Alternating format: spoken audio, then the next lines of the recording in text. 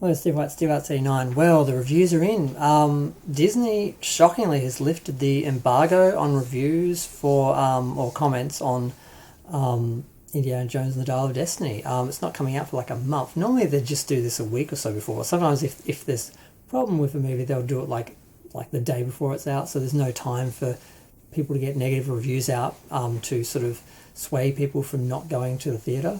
But they've done this a whole month before, and it's getting very mixed reviews. Now, of course, you're going to have the haters because it's Disney, and they hate Disney because Disney's LGBT, a supporter of the LGBTQ plus community. So, of course, they have to hate on it. And there's the people who just hate on Kathleen Kennedy, anything that she's done. Not that I think she's done a great job with Disney, with Star Wars, but they're going to hate on it no matter what.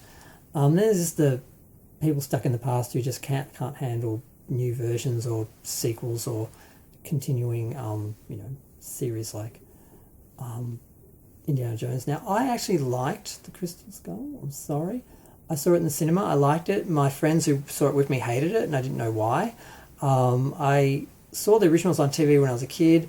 I bought them on DVD, watched them like once, I think, before I saw Dial of Destiny, and I don't understand why people hate that film so much. I love Shia LaBeouf. I don't know what the issues were. I'm going to have to go back and watch the films again. I might actually do a marathon of all four of them before I watch part 5.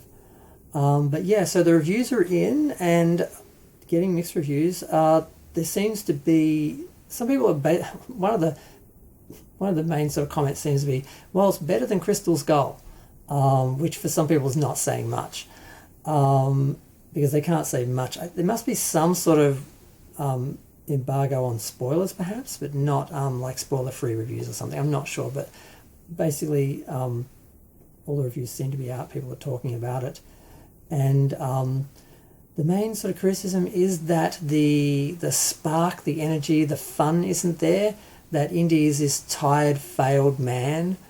Like his marriage is a mess. His kids got nothing to do with him. His students think he's boring, apparently. It's not like in the past where he had his students were like all hanging on his every word, and he was like respected. He just seems to be a loser, and that seems to be the way like modern studios treat beloved franchises. Just make them all a bunch of losers and bring in new characters, try to make them look better, but no one likes them, so you just end up alienating your audience from the legacy characters and so forth, and bringing new characters that no one cares about, that don't sell merchandise and so forth. And people are saying that the role of Phoebe Waller-Bridge in this film is sort of what people were afraid of, and saying it was going to be that all she does is just insult Indy and talk down to him,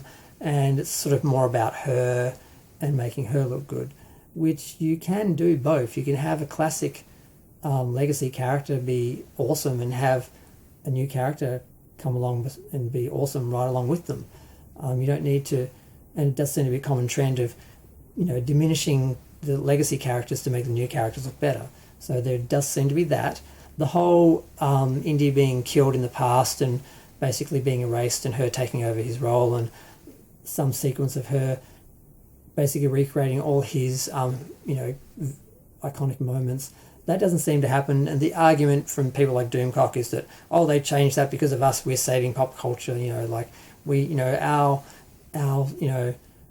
articles on that, our scoops basically saved the film because they reshot everything, because we have so much power and influence and it's so important. I think they just made that up just so they could say, when the film came out, oh no, see, all our articles, they changed it just for us, that's the power we have.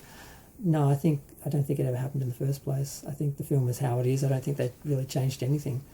I think they just made that up because it's kind of a perfect scenario. You criticize the film for something, and then you say, they're changing it because of us. And then when the film comes out, they say, look how good this film is now that they fixed it and did what we told them to do, when you just made up, the scenario in the first place.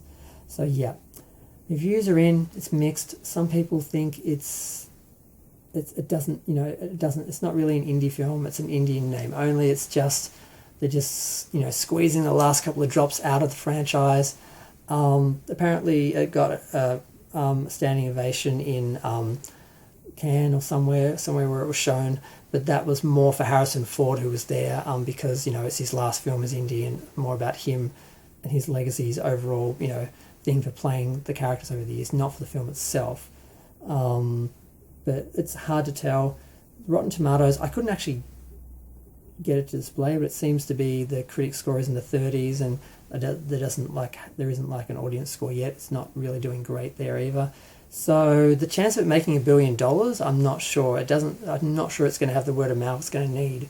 So yeah, just had to comment on that. Feel free to share, like, comment, subscribe. Let me know what you think. Thanks. Bye.